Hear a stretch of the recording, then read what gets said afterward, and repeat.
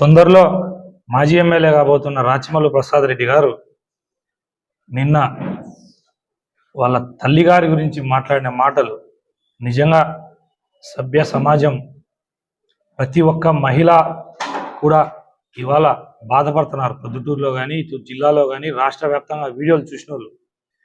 కారణం ఏంటంటే పెద్దలు ఫస్ట్ చిన్నతనంలో పాఠాలు నేర్పించేటప్పుడు కూడా తల్లి, తండ్రి, తర్వాత దైవం అన్నారు. అంటే తల్లి, తండ్రి, గురువు, దైవం. అంటే తల్లి మొదటగా ఎవరికైనా, ఏ కులమైనా, ఏ మతమైనా, ఏ వ్యక్తికైనా మొదటగా ప్రేమించేది తల్లినే. మనం ఈరోజు ఈ సృష్టి మీద మనకి ప్రాణం పోసి ఆ నొప్పిని భరించి జన్మనిచ్చేది తల్లి. అట్లాంటి తల్లిని ఎమ్మెల్యే గారు మాట్లాడిన దాన్ని తీవ్రంగా నేను తప్పని చెప్తా, బాధతో ఈరోజు నేను మాట్లాడాల్సి వస్తుంది. నేను మీడియా ముఖంగా ప్రొద్దుటూరు ప్రజల తరపున, ప్రొద్దుటూరు మహిళల తరపున కూడా రాచమల్లు శివప్రసాద్ రెడ్డి గారికి క్షమాపణ కోరుతున్నా. అమ్మా, మమ్మల్ని క్షమించు. నీ కొడుకు అట్లా మాట్లాడిన దానికి నీ కొడుకును నువ్వు క్షమించమని నేను వేడుకుంటున్నా. రాచమల్లు ప్రసాద్ రెడ్డి గారి తల్లి గారికి క్షమాపణ చెప్పుకుంటాను, బాధతో క్షమాపణ చెప్పుకుంటాను. కారణం, గత 5 సంవత్సరాల నుంచి ఆయన దిగజారుడు మాటలు విన్నాం. ప్రతిసారి అనుకునే వాళ్ళం ఇంత దిగజారిపోయినాడా, ఇంత దిగజారిపోయినాడా అని. కానీ లాస్ట్కు ఊహకు అందనటువంటి పదం మాట్లాడి దిగజారిపోయినాడు. ఇది నిజంగా చాలా బాధపడాల్సిన విషయం.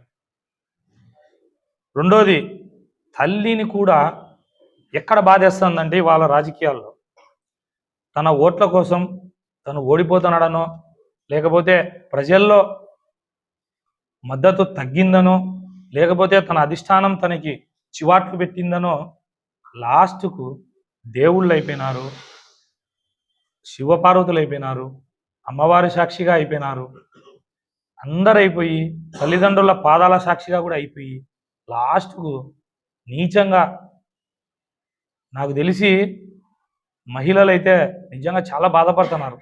ఆ మాటలని తల్లిని కూడా నీచ రాజకీయాల కోసం వాడుకోవడం చాలా బాధగా ఉంది. ఇది ఎట్లా ఉందంటే, ఈ నాగరిక సమాజంలో తల్లిని ఎంతగానో ప్రేమించే వాళ్ళు ఉన్నారు.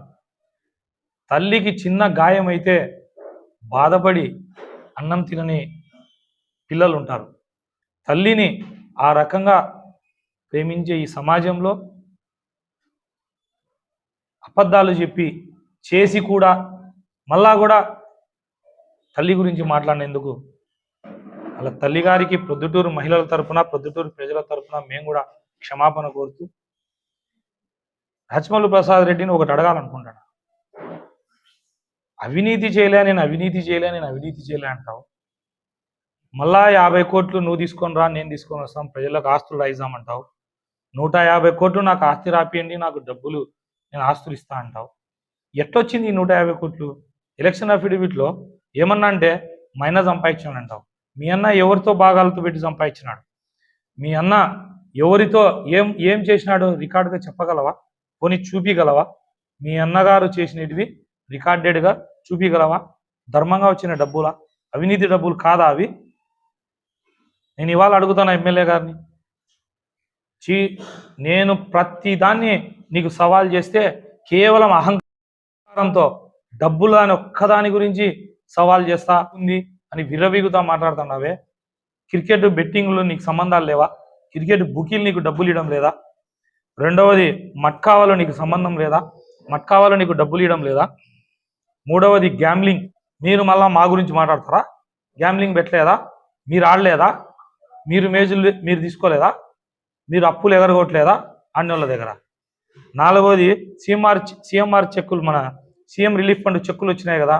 సీఎం రిలీఫ్ ఫండ్ చెక్కులు మీ ఆఫీస్ కేంద్రంగా మరి జరిగినాయి. ఆ రోజు సీఎం రిలీఫ్ ఫండ్ చెక్కుల్లో గోల్మాల్ మీకు సంబంధం లేదా?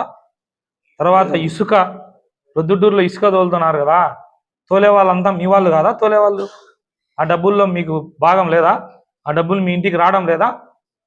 తర్వాత మార్కెట్ విషయంలో ఆజామ్ ఆ రోజు క్లియర్గా వచ్చి, ముల్లా ఆజామ్ అనే అతను క్లియర్గా మీడియాకి లేదా బండకు అడుక్కు ₹1,00,000 అడిగినారు ఎమ్మెల్యే గారని. మరి అది అది అవినీతి కాదా? అంటే అదేమన్నా ఫ్రీగా వచ్చిందా? వాళ్ళేమన్నా ప్రేమగా ఇచ్చినారా? తర్వాత భూ కబ్జాలు ఎన్ని కబ్జాలు చేయలే? మన చర్చి స్థలం ఆక్రమించలేదా చోటుపల్లి దగ్గర?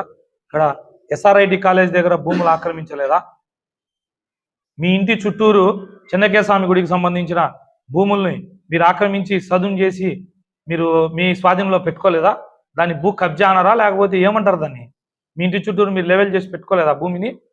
మీ ఇంటి చుట్టూరు ఉండే భూములన్నీ అతి తక్కువ ధరకు మీరు తీసుకోలేదా? ఒక బంగారు వ్యాపారస్తుని బెదిరించి మీ ఇంటి పక్కన ఉండే స్థలాలు తీసుకోలేదా? అంటే దాన్ని భూ కబ్జాలు అనరు. తర్వాత ఎలక్ట్రిసిటీ డిపార్ట్మెంట్లో ఉద్యోగాలు వేపిస్తా అని చెప్పి 8 లక్షల డబ్బు, 15 ఉద్యోగాలు ఉంటే 40 మంది దగ్గర డబ్బు తీసుకున్నారు. అంటే దాన్ని అవినీతి అనరా? తర్వాత ఎగ్జిబిషన్లో కుంభకోణము అవినీతి కాదా? అది సవాల్ చేసినారు, చర్చకు రమ్మంటే వచ్చినా మీరు వెళ్ళిపోయినారు. ₹30 ఫ్రీ టికెట్ పెట్టి లోపల ₹70 అంటే జెయింట్ వీల్ ₹100 పెట్టించి ఇష్టానుసారం పార్కింగ్కు మనిషిని పెట్టి డబ్బులు వసూలు చేసేది మీరు కాదా? అంటే ఆ డబ్బు అవినీతి డబ్బు కాదా?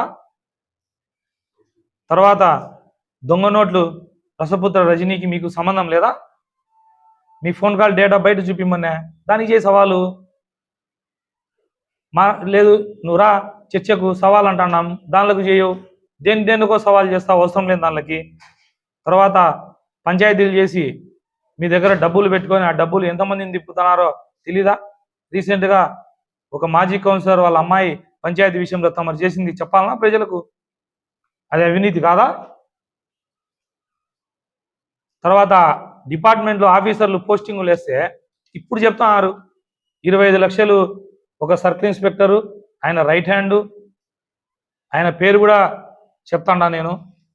25 లక్షలు మాట్లాడుకొని డిఎస్పీని ఇచ్చినారంటారు, సిఐలు కప్పం కట్టామంటారు. ఏంది ఇది? ఇది అవినీతి కాదా? నేను చెప్పడంలే, బయట చెప్తున్నారు, వినండి. ఆఫీసర్లు డిపార్ట్మెంట్ వాళ్ళు బయట చెప్పుకుంటున్నారు, పొద్దుటూరుకు రావాలంటే కనుక మీ ఎమ్మెల్యేకి డబ్బు కట్టాలంట కదా అని బయట వాళ్ళు మమ్మల్ని అడుగుతున్నారు. ఎందుకు వచ్చింది ఆ పేరు? మరి మీరు డబ్బులు తీసుకోకపోతే? మున్సిపాలిటీలో రోడ్లలో అవినీతి కాదా?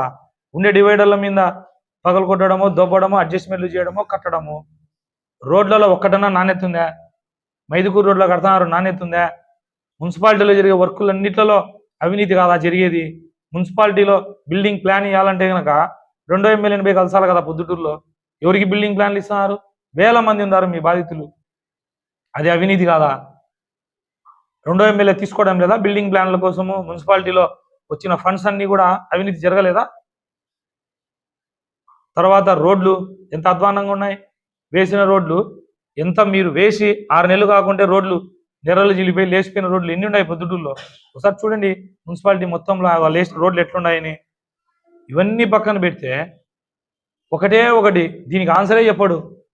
2 సెంట్ల స్థలము, ఒక చేత్తో పట్ట, ఒక చేత్తో బీగం ఇవ్వకపోతే మా తల్లిదండ్రుల సాక్షిగా అని చెప్పి ఇవ్వకపోతే తూ నా కొడకానండి 2024 ఎన్నికల్లో స్వస్తి నేను పోటీ చేయను అన్నాడు.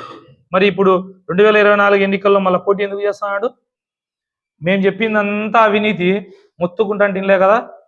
ఇదిగో ఇది వినండి. ప్రతి ఒక్క విషయంలో ఎంటర్ కావడం, ఎక్కడ చూసినా అనకూడదు, మా నోట్లో మేము అనకూడదు, కొన్ని జరుగుతుంటాయి. ఇక్కడ కూడా వాళ్ళు ఈ మధ్య కాలంలో ఒక సెక్రటరీ పెట్టించాడు. ఎంత అవినీతి జరిగిందంటే అంత అవినీతి చేసుకుని నేను వాడు అంటాడు, పబ్లిక్ అని అంటాడు, నేను ఎమ్మెల్యేకి లెక్కిస్తాను అంటాడు. ఏం మాట్లాడాలా? నేను వెంచర్లు వేసన్నారు, అన్ని ఇష్టానుసారం చేయాలంటే నేను ఒప్పుకోకనే, నా అనుమతి లేకుండానే వెంచర్లు. ఇది అవినీతి కాదా? ఇది చెప్పింది తెలుగుదేశం పార్టీ వాళ్ళ సర్పంచే కలుసుకొని ఈ మధ్యాహ్నం ఒకరోజు మున్సిపల్ ఆఫీస్లో అనుకుంటా మీటింగ్ పెట్టుకొని మేమంతా ఒకటే అన్యా. ఇది వినండి.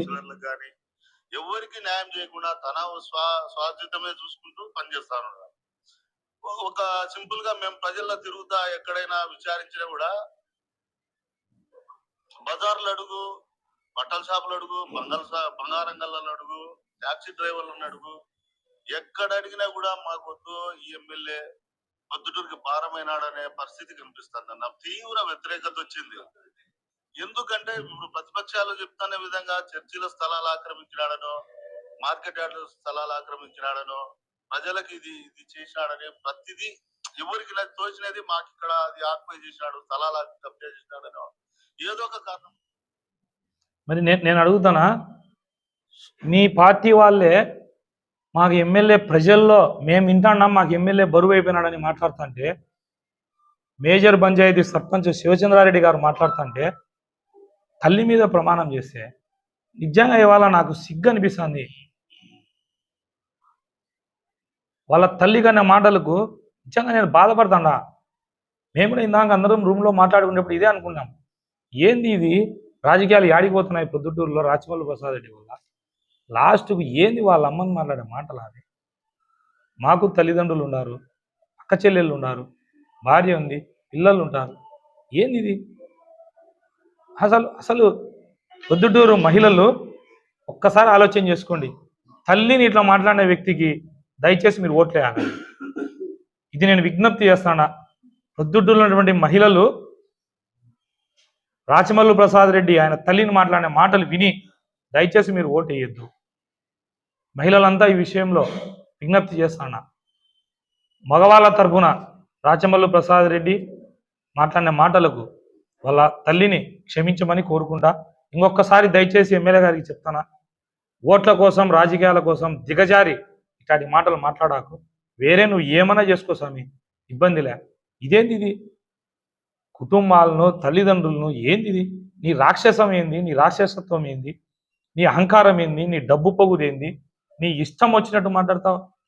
నేను ఎమ్మెల్యే గారికి కూడా సీరియస్గా ఇప్పుడు లాస్ట్ పాయింట్ చెప్తానా, నువ్వు గనా ఇది లాస్ట్ చెప్తానా, ఇంకొకసారి నా కుటుంబం గురించి కానీ మా వ్యాపారాల గురించి కానీ నువ్వు మాట్లాడితే మాత్రం నేను మాట్లాడే మాటలకు నువ్వు ఒక్క గంట బయట కూడా తిరగలేవు, ఒక్క గంట పబ్లిక్లే కూడా రాలేవు. నేను మాట్లాడితే ఇది నేను లాస్ట్ చెప్తానా. ఎందుకు చెప్తానా అంటే బాధతో చెప్తానా. ప్రతి దానిలకు నువ్వు చేసే పని ఎట్లుందంటే కుటుంబాలు తల్లిదండ్రులు దేవుళ్ళు తప్ప నువ్వు ఏమన్నా చేసినావా. ప్రొద్దుటూరు ప్రజలు ఆలోచన చేయండి. తల్లిని ఘోరంగా అవమానించిన వ్యక్తికి ఓటు వేయద్దని చెప్పి విజ్ఞప్తి చేస్తాను.